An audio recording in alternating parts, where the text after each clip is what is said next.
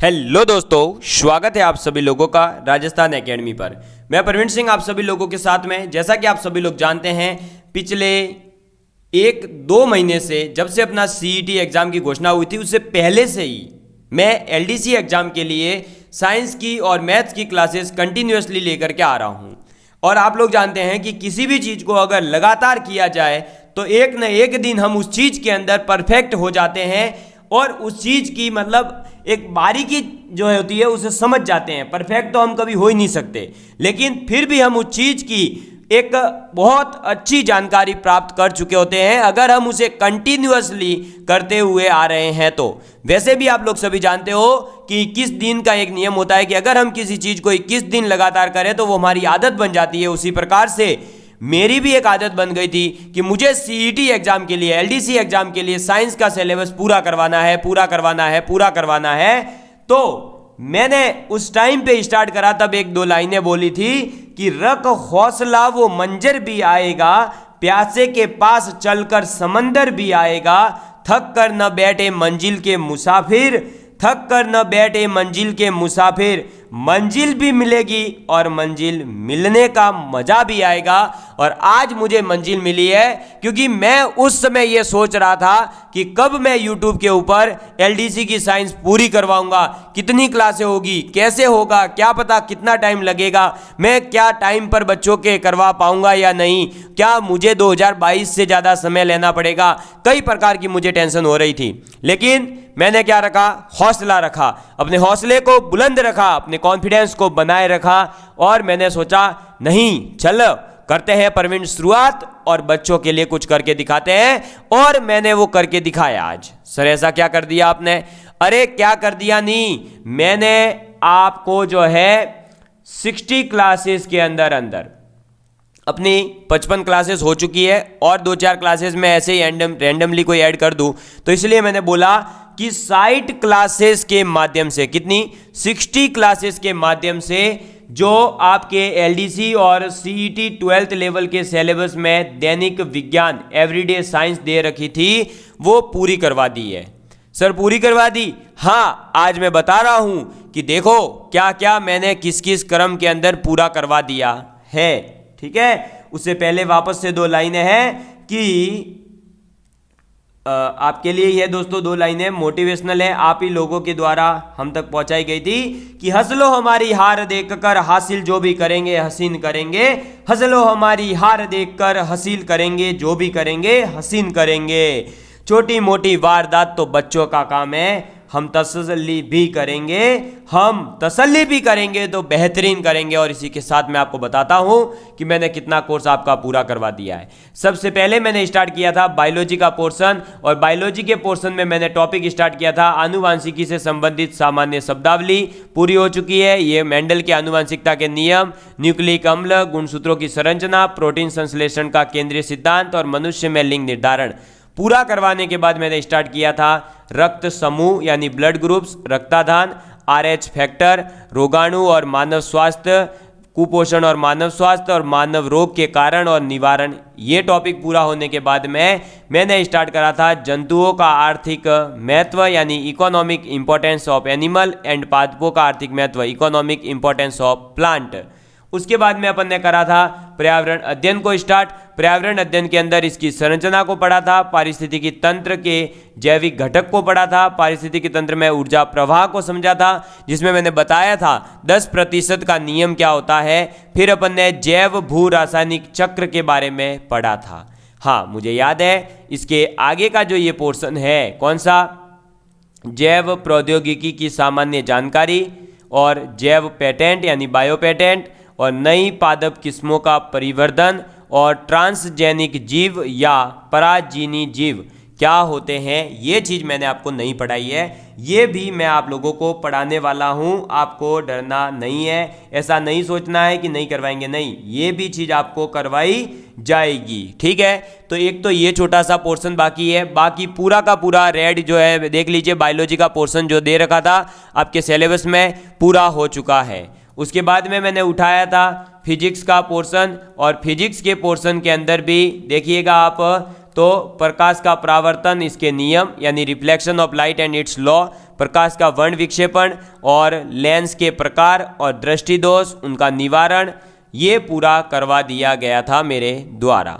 ठीक है, उसके बाद में अभी ही जो अपन चला रहे थे अपना कौन सा पोर्शन चल रहा था, तो भौतिक और रासायनिक परिवर्तन, ऑक्सीकरण, अपचयन, अभिक्रियाएं और उत्प्रेरक कंप्लीट हो गया था।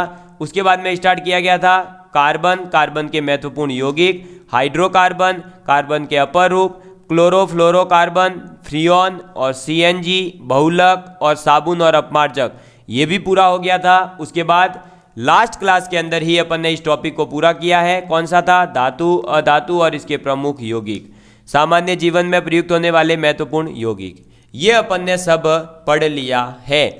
इसी बीच अपने केवल और केवल अब दो चीज़ें रह गई हैं, और वो दो चीज़ें हैं, एक तो ये बायोटेक्नोलॉजी और एक है स्पेस टेक्नोलॉजी, यानी अंतरिक्ष और सूचना प्रौद्योगिकी, यानी space and information technology. Bharat के जो अंतरिक्ष अनुसंधान के लिए कार्यक्रम चलाए जाते हैं वो, और इंफॉर्मेशन टेक्नोलॉजी के बारे में। ठीक है, तो आपको बता दूं पहले ही वैसे तो कि जब भी इनसे रिलेटेड जो क्वेश्चन वगैरह पूछे जाते हैं तो वो क्वेश्चन आपके जो है एग्जाम के अंदर जनरली करंट अफेयर बेस होते हैं। जैसे कि कोई रिसेंटली ही कोई प्रोग्राम लॉन्च किया गया हो अंतरिक्ष के लिए, कोई नई सूचना प्रौद्योगिकी, जैसे सूजस जो आपका एक मैगजीन आता था, अब वो मैगजीन का भी ऐप आया है, तो उस ऐप के बारे में पूछा जा सकता है। ऐसी छोटी मोटी चीज़ें आपसे पूछी जाती है, ज़्यादा इसमें कुछ नहीं पूछा जाता। तो मैं आपको बस यही समझाना चाहता हूं, अगर मैंने कंटिन्यूटी रखी तो देखिए आज अपने साइंस का वो दिन भी आ गया कि साइंस का सिलेबस पूरा हो गया। बस ये दो चीज़ें रह गई है, बायोटेक्नोलॉजी और स्पेस एंड इंफॉर्मेशन टेक्नोलॉजी।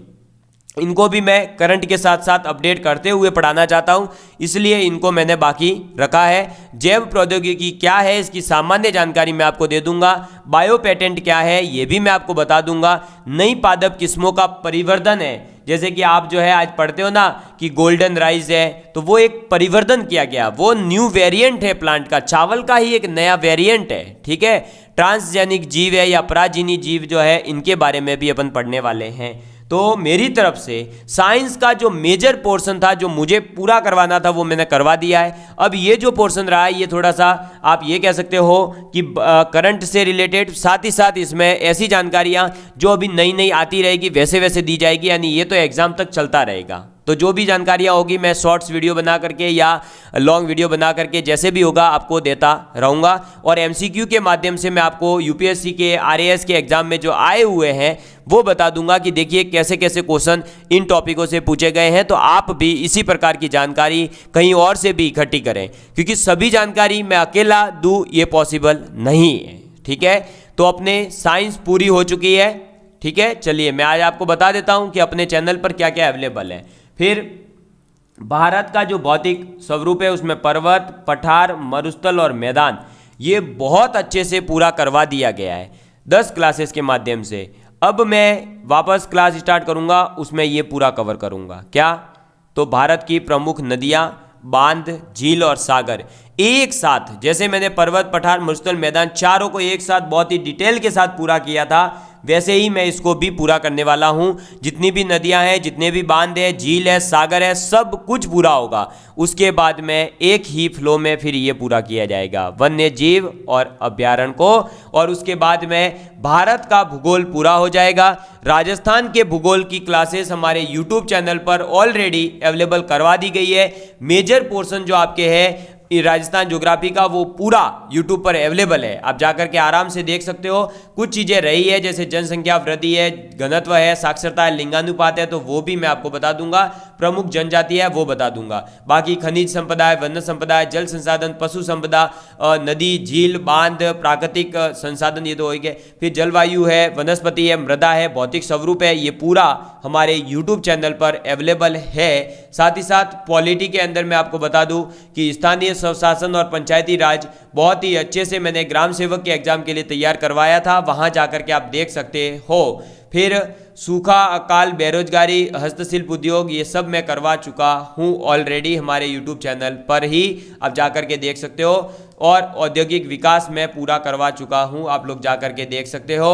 ये महात्मा गांधी राष्ट्रीय ग्रामीण रोजगार गारंटी अधिनियम, ये जो मनरेगा था, ये भी मैं करा चुका हूं आपको। ठीक है, इसके अलावा आप देखेंगे तो ये प्राचीन सभ्यता हमारे यूट्यूब चैनल पर अवेलेबल है, ठीक है। उसके अलावा किले, स्मारक कला, ये एकीकरण, लोक भाषा, लोक संगीत, ये सब कुछ, मेले त्योहार, ये हमारे यूट्यूब चैनल पर ऑलरेडी अवेलेबल है। आप ये सोच रहे होंगे कि सर क्लासेस नहीं चलती है। भाई क्लासेस इसलिए भी रोकी जाती है कई बार कि जो पीछे कंटेंट दिया जा चुका है वो बच्चे पढ़ लेवे तो उनका फायदा हो जाएगा, और कोई हमारा जो है पर्पस नहीं होता है, ठीक है। और मेरा पूरा ही टारगेट रहेगा कि जैसे मैंने साइंस करवा दी है, इंडियन ज्योग्राफी करवा दूंगा, ठीक है। मैथ्स लगभग मैंने पूरी करवा दी है, जो टॉपिक रहे हैं। अब चक्रवर्ती ब्याज अपना एक वीडियो आ चुका है, दूसरा भी आ जाएगा। संधि, संधि विच्छेद पूरा हो चुका है। समास अपना चल रहा था। उसके बाद में तो जो उपसर्ग पढ़ते हैं, पर्यायवाची शब्द, ये सब तो याद करने की चीजें हैं, तो जितनी याद रखोगे अच्छी है। एग्जाम टाइम पर मैं याद करवा दूंगा, ठीक है। फिर जनरल इंग्लिश है, कंप्यूटर ज्ञान है, ये सब आपको कंप्यूटर के लिए भी मैं बढ़िया आपके लिए एमसीक्यू तैयार कर रहा हूं, वही यूट्यूब पर लाए जाएंगे। तो धन्यवाद दोस्तों इस वीडियो को पूरा देखने के लिए। मिलेंगे अगली क्लास में। और अब आप बताइए कि अब आप कौन सी सब्जेक्ट जल्दी से जल्दी पूरी करना चाहते हो। Love you all of you. Please take care, please share with your friends. मुश्किलें दिल के इरादे आजमाती है, स्वप्न के पर्दे निगाहों से हटाती है। हौसला मत हार, गिर कर ओ मुसाफिर, ठोकरें इंसान को चलना सिखाती है। जय हिंद, जय भारत।